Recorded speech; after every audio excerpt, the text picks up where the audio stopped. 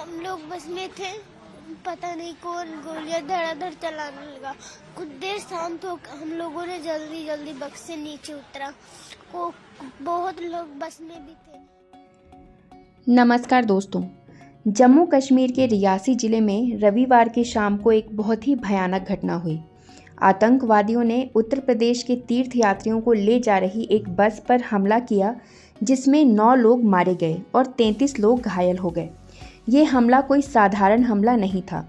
आतंकी Indian forces की uniform में आए और बस पर गोलियां चलानी शुरू कर दी, और गोलियां भी ऐसी कि एक बार कुछ गोलियां चलाकर वो रुक जाते थे, फिर दोबारा गोलियां चलानी शुरू कर देते थे। आतंकियों ने सबसे पहले बस के ड्राइवर को अपना निशाना बनाया। ड्राइवर को गोली लगते ही बस का नियंत्रण समाप्त हो गया और बस खाई में जा गिरी। ये हमला शिवखोड़ी मंदिर से कटरा माता वैष्णो देवी के मंदिर जा रही बस पर हुआ। बचाव अभियान अब पूरा हो चुका है और अब तक इस घटना में 9 लोगों की मौत हो गई है और 33 अन्य लोग घायल हो गए हैं। उन्हें अलग अलग अस्पतालों में भर्ती कराया गया है। अधिकारियों ने बताया है कि प्रारंभिक रिपोर्ट से पता चलता है कि वे सारे उत्तर प्रदेश के रहने वाले हैं।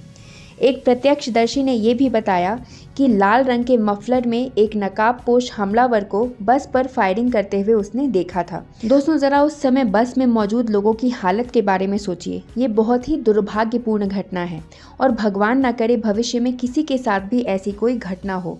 बस में बच्चे भी मौजूद थे जिनके दिलो दिमाग में ये घटना घर कर गई होगी और न जाने कितने सालों तक एक बुरा सपना बनकर ये घटना उन्हें डराती रहेगी।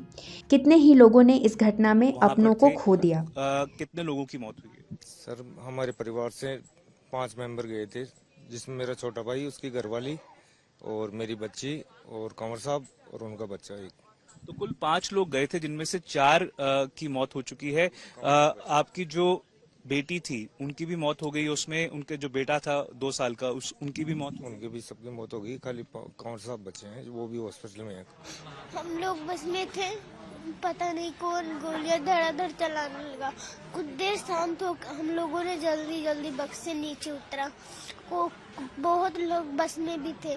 हम लोगों ने नीचे उतर के थोड़ी देर में कैसे लेटे हुए थे और फिर उसके बाद फिर उसके बाद कुछ देर गोलियां नहीं चली। फिर उसके बाद में गोलियां नहीं चली, हम लोग खाई में गिर पड़े क्योंकि टायर में लग गया था गोली एक, तो इस वजह से डिसबैलेंस हो गया, हम लोग खाई में गिर गए।